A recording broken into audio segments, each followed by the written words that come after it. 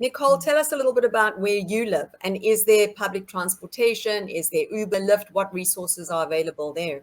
Absolutely. So I live in Houston, Texas, and there is quite a bit of public transportation in the city, just like with James. I live close to downtown, so of course there is, buses. We do have a light rail system going straight to the hospital network.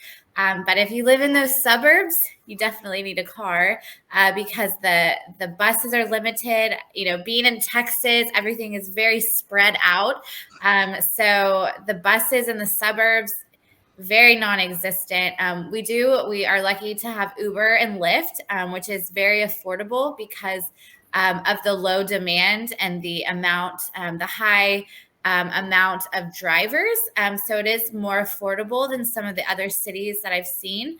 However, if you don't live directly downtown or in the Heights area of Houston, Texas, you really do need a car. And it's going to be a little bit difficult to get around if you are in the suburbs. And if you do live in the city, it is way more expensive. So we see a lot of people moving to the suburbs, and they do need their cars to get around.